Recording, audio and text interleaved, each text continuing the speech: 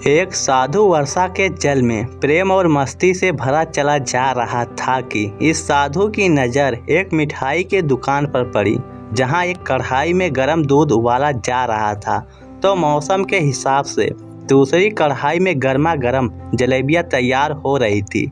साधु कुछ क्षणों के लिए वहां रुक गया। शायद भूख का एहसास हो रहा था या मौसम का असर था। साधु हलवाई की भट्ठी को बड़े गौर से देखने लगा। साधु कुछ खाना चाहता था, लेकिन साधु की जेब ही नहीं थी तो पैसे भला कहाँ से होते।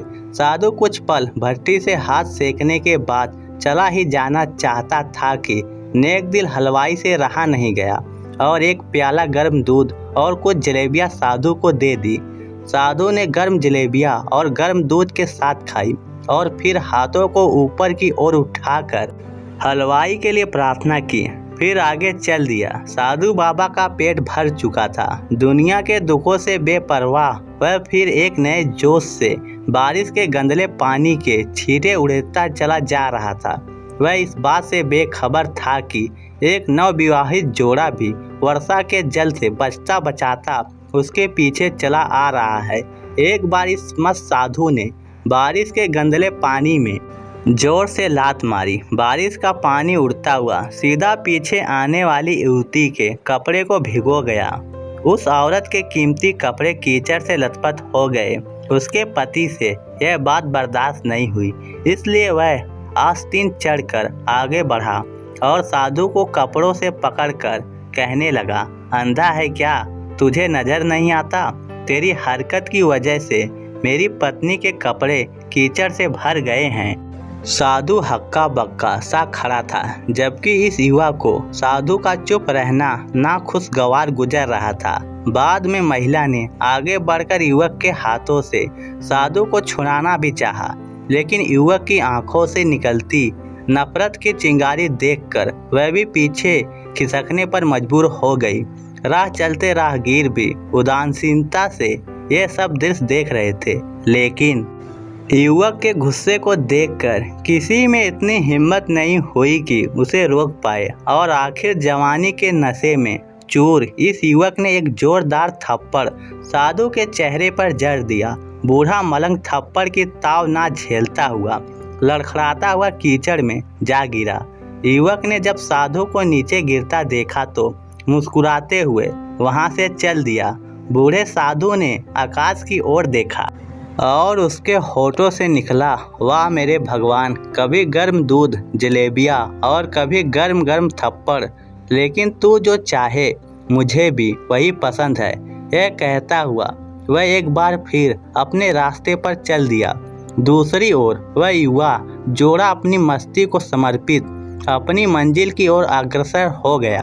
थोड़ी ही दूर चलने के बाद वह एक मकान के सामने पहुंचकर रुक गए। वह अपने घर पहुंच गए थे। वह युवक अपनी जेब से चाबी निकालकर अपनी पत्नी से हंसी मजाक करते हुए ऊपर घर की सीढ़ियां चढ़ रहा था। बारिश के कारण सीढ़ियों पर फिसलन हो गई थी। अचानक युवक का पैर फिसल गया और वह सीढ़ियों से नीचे गिरने लगा।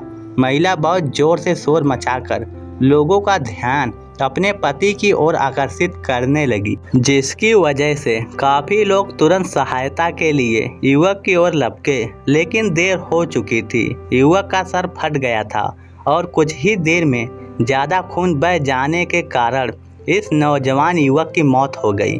कुछ लोगों ने दूर से आते साधु बाबा को देखा तो आपस में कानाफूसी होने लगी कि निश्चित रूप से इस साधु बाबा ने थप्पड़ खाकर युवक को श्राप दिया है, अन्यथा ऐसे नौजवान युवक का केवल सीढ़ियों से गिरकर मर जाना बड़े अचंभे की बात लगती है।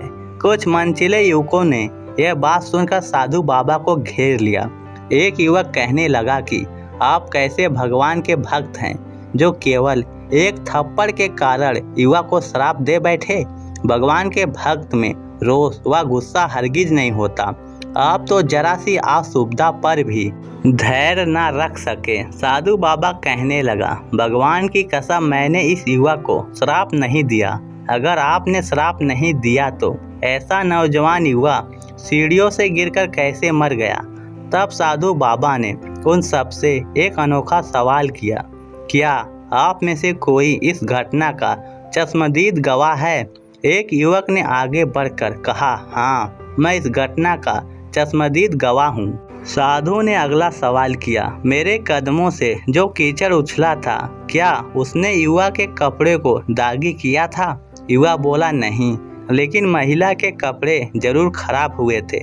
साधु ने युवक की बाहों को थामते हुए पूछा, फिर युवक ने मुझे क्यों मारा? युवक कहने लगा, क्योंकि वह युवा इस महिला का पति था और यह बर्दाश्त नहीं कर सका कि कोई उसकी पत्नी के कपड़े को गंदा करे, इसलिए उस युवक ने आपको मारा। युवक की बात सुनकर साधु बाबा ने एक जोरदार ठहाका बुलंद किया और यह कहता हुआ वहां से विदा हो गया, तो भगवान की कसम, मैंने श्राप किसी को नहीं दिया, लेकिन कोई है जो मुझसे बहुत प्रेम करता है। अगर उसका यार सहन नहीं कर सका तो मेरे यार को कैसे बर्दाश्त होगा कि कोई मुझे मारे? और मेरा यार इतना शक्तिशाली है कि दुनिया का बड़े से बड़ा राजा भी उसकी लाठी से डरता है। उस भगवान की लाठी दिखती नहीं और आवाज़ भी नहीं करती, लेकिन पड़ती है तो बहुत दर्द देती है। हमारे कर्म ही हमें उसकी लाठी से बचाते हैं। बस कर्म अच्छे होने चाहिए। हमारी संपत्ति के उत्तराधिकारी अनेक लोग हो सकते हैं, लेकिन कर्मों के उत्तराधिकारी केवल हम स्वयं होते हैं। तो दोस्तों, इस कहानी को लेकर आपकी क्या राय है? नीचे कमेंट करके हमें ज़रूर बताइएगा। धन्यवाद।